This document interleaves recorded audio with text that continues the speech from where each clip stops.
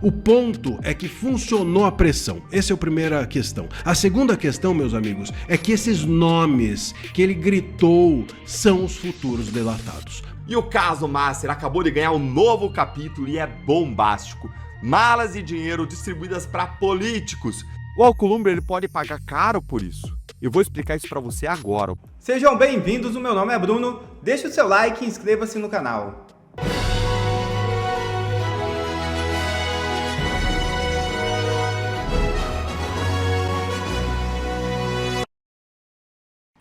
Pessoal, notícia que acaba de sair. De uma só vez, CPI convoca servidores afastados do Banco Central e quebra sigilos do cunhado de Vorcado. É isso mesmo. A CPI do crime organizado aprovou a convocação de 2 funcionários de carreira do Banco Central, afastados dos cargos por suspeita de receber vantagens indevidas em troca de serviços ao Banco Master. Os senadores também aprovaram a quebra de sigilos de Fabiano Campos Zetel, empresário e cunhado de Daniel Vorcado, ex-dono do Master. Zetel e Vorcado estão presos. Foram aprovadas ainda as convocações do fundador da Oeste Capital, Vladimir Timerman, que denunciava as ações do Banco Master, do administrador da empresa Varajo Consultoria Empresarial Sociedade Unipessoal Ltda, Leonardo Augusto Furtado Palhares, da sócia da empresa Super Empreendimentos e Participações S.A., Ana Cláudia Queiroz de Paiva, e do escrivão aposentado da Polícia Federal, Marilson Roseno da Silva. Todos estariam envolvidos com o esquema do Banco Master. Pessoal, e acabou a paciência com Alcolumbre. Conselho de Ética é acionado. O senador Eduardo Girão comentou a representação que o Partido Novo apresentou ao Conselho de Ética do Senado contra o presidente da Casa, Davi Alcolumbre. Abre aspas. Nós precisamos fazer um chamamento das pessoas de bem, para que de forma ordeira, pacífica, participem desse processo, reivindicando aos seus parlamentares que se posicionem com relação ao que está acontecendo, porque é um silêncio ensurdecedor e injusto que acontece nesta casa. Eu espero que a partir dessa representação que nós faremos no Conselho de Ética, outros partidos também entrem nessa. Outros senadores também se manifestem. Ou será que está tudo certo aqui? Fecha aspas. A omissão de Davi Alcolumbre custará caro para ele. O Alcolumbre ele pode pagar caro por isso. Eu vou explicar isso para você agora. O Partido Novo enviou uma denúncia de quebra de decoro parlamentar que foi enviada ao Conselho de Ética na segunda-feira. Qual é a acusação contra o Alcolumbre? Que o Alcolumbre está usando o poder de agenda dele de forma omissiva e seletiva. Ele está se recusando a colocar em votação dezenas de pedidos de impeachment contra Moraes. E isso configura bloqueio institucional. Guarda essa expressão, bloqueio institucional. Porque Alcolumbre, como presidente do Senado e do Congresso, ele tem a obrigação de dar tramitação a esses pedidos. Ele não pode simplesmente engavetar tudo quando tem fundamento. O plenário que é soberano, o plenário que é o Senado, e não o único senador. Se não se tira todo mundo, economiza a verba pública e chama uma pessoa de Senado. E quais as consequências disso, hein? O Novo pede a instauração de um processo no Conselho de Ética que pode levar ao afastamento de Alcolumbre da presidência do Senado. E pede, inclusive, o afastamento cautelar. Em última instância, até a cassação do mandato dele. Olha o que disse aqui o senador Eduardo Girão do Novo. Dá uma olhadinha aqui comigo. Ó. Ele disse, é um silêncio ensurdecedor e injusto que acontece nessa casa. Eu espero que, a partir dessa representação que nós faremos no Conselho de Ética, outros partidos também entrem nessa. E tem mais, gente. O Novo argumenta que o Alcolumbre também está bloqueando a CPMI do Master. Há pedidos desde novembro de 2025 que ele ignora. Então a gente tem o seguinte, a Alcolumbre bloqueia impeachment de Moraes, a Alcolumbre bloqueia CPMI do Master. E você já sabe por quê, né? A Alcolumbre está enrolado no caso Master. E no mesmo dia que o Novo entrou com essa representação, eu estava lá em Brasília, junto com o time do Novo, com o governador Zema. Ele foi a Brasília para apresentar o novo pedido de impeachment contra Moraes. É o primeiro assinado por um governador. E olha aqui a frase poderosa que o governador Zema publicou lá nas redes sociais dele. Olha aqui, ó. 2 presidentes da República já foram derrubados, mas nunca o ministro do Supremo.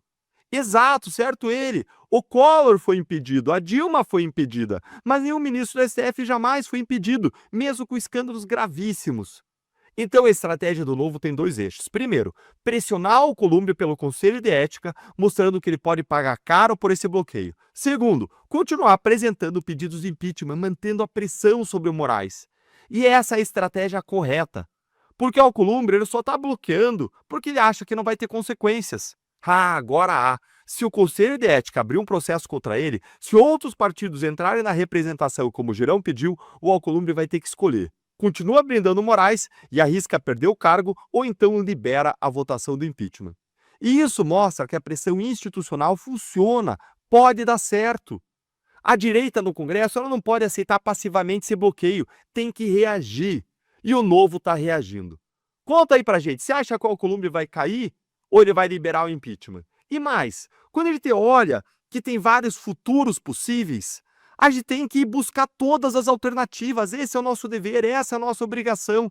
O Alcolumbre tem um imenso poder sobre o Conselho de Ética, mas o futuro, os novos desdobramentos são imprevisíveis. Daqui a pouco aparece o Alcolumbre enrolado no escândalo do Master com prova. E aí?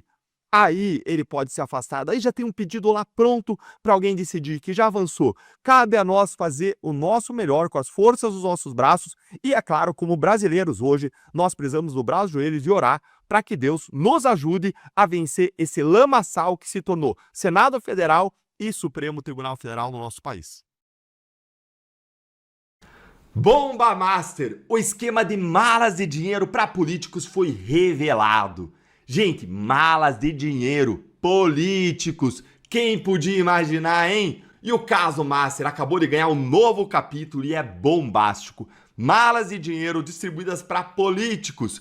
E esse esquema era operado pelo ex-CEO do banco, Augusto Lima, que é um baiano com conexões profundas, adivinhem, finge a surpresa com o PT da Bahia. Eu vou te mostrar essa bomba agora com essa coluna aqui da Andresa Matais e do André Chalders, que foi publicada lá no Metrópolis. Olha aí comigo, ó.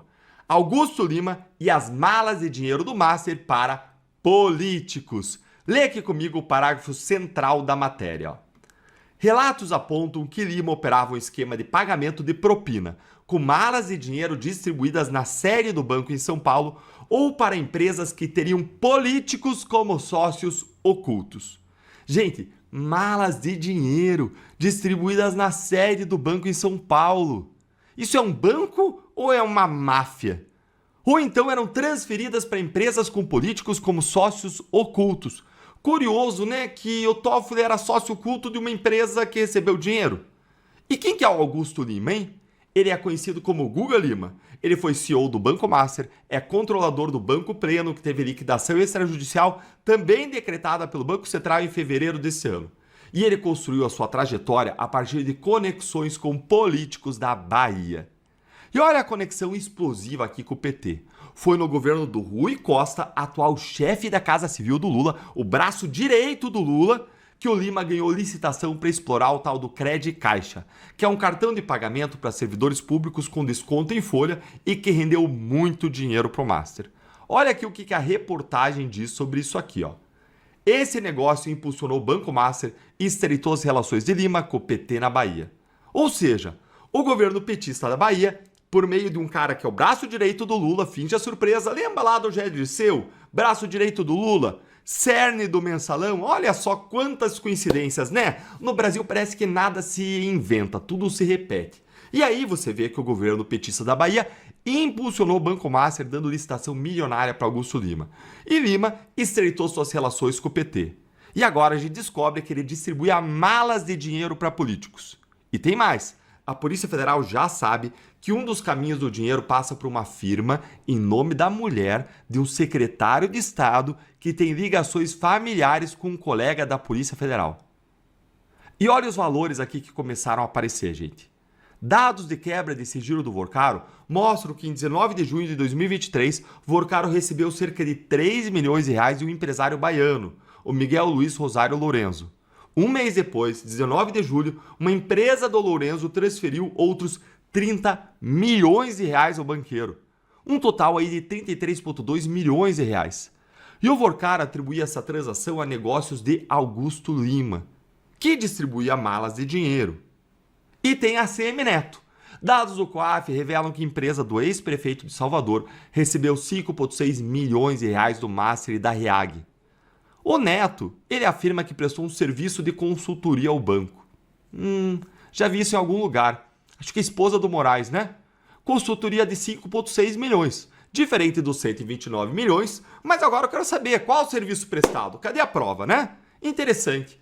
E olha um detalhe gravíssimo. O Lima ele operava empréstimos consignados do banco, operações investigadas pela CPMI do INSS. Ele foi convocado a depor, mas como ele é investigado, aí o ministro André Mendonça autorizou ele a não comparecer, seguindo a nossa lei atual. Então a gente tem o seguinte, gente. Malas de dinheiro na sede do Master para políticos, transferências milionárias para empresários baianos ligados a Lima, conexão profunda com o PT da Bahia e com o Rui Costa, braço direito do Lula, pagamentos para a ACM Neto. O caso Master ele vai muito além do Moraes e do Toffoli. Envolve PT, direita, esquerda, todo mundo recebendo em malas de dinheiro e transferências milionárias. E que todos paguem pelos seus eventuais crimes uma vez comprovados. Não importa o lado. Me conta aí nos comentários o que você achou dessa revelação aí das malas do dinheiro. Vorcaro enlouquece na prisão, soca a parede e grita o nome de autoridades. Quais serão essas autoridades que ele tem gritado o nome enquanto surta dentro da prisão? Vamos falar disso agora. Bom, segundo a revista Veja, o Vorcaro precisou ser levado às pressas para atendimento médico no Presídio Federal de Brasília, onde ele está, presídio de segurança máxima, porque quando ele soube que o STF manteve por maioria a sua prisão, ele surtou, ficou loucaço e começou a esmurrar a parede até que as suas mãos começaram a sangrar e ele teve de ser recolhido para o atendimento médico. Só que segundo a revista Veja, enquanto ele socava a parede, ele gritava o nome de algumas específicas autoridades, todas elas dentro da sua lista de pagamento, como nós ficamos sabendo nos últimos meses, essas autoridades todas que ele, de alguma forma ou de outra, pagava, direta ou indiretamente. Bom, o primeiro passo, meus caros,